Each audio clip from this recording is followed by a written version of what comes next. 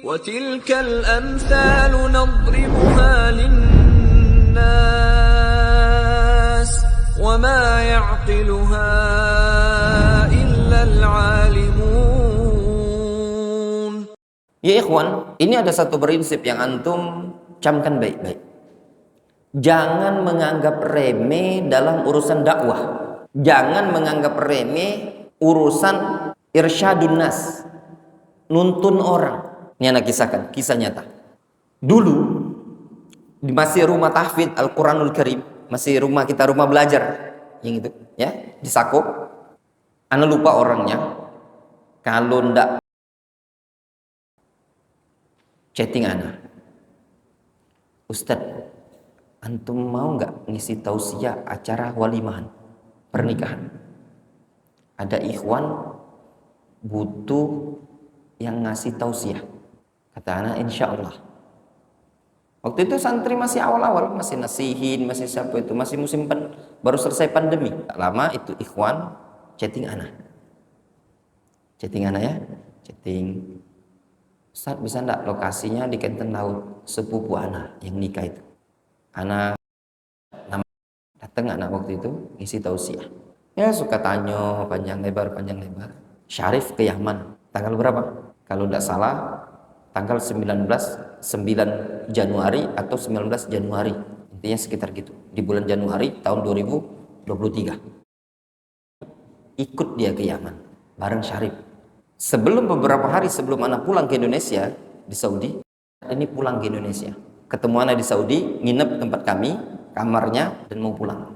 Antum bisa bayangkan berapa itu totalnya 1 tahun 8 bulan dia di Yaman. Si Ikram ini wallahu alam kemana arahnya nggak tahu lagi, ngaji juga nggak, wallahu alam ya di mana dia kuliah.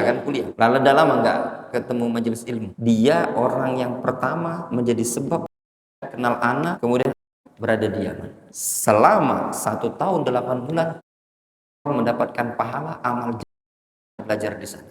Paham? Kisah seperti ini mirip dengan kisahnya Syekh Mukbil. Syekh Mukbil security Harisul Funduk di Mekah, security di Mekah. Beliau ketemu seseorang yang dianggap bagus, soleh lah ya. Kalau istilah kita itu ustadz-ustadzan lah ya.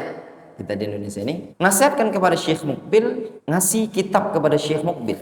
Ini yang cerita ini Syekh Utsman Salimi. Ketika beliau ziarah ke Darul Hadis Fiyush, beliau cerita seperti ini. Ngasih kitab ke Syekh Mukbil, kitab-kitab Syekh Muhammad bin Abdul Wahab, Fathul Majid dan yang semisalnya. Itu menjadi sebab Syekh Mukbil termotivasi untuk belajar. Belajar Syekh Mukbil. Beliau hadir di Masjidil Haram. Beliau pun ikut kuliah di Jamiah Islamiyah. Beliau ikut bermajelis para ulama. Pulang Syekh Mukbil ke Yaman, berdakwah di Yaman. Syekh Mukbil punya murid ribuan. Murid-murid Syekh Mukbil buka pondok pesantren, buka markiz Darul Hadis.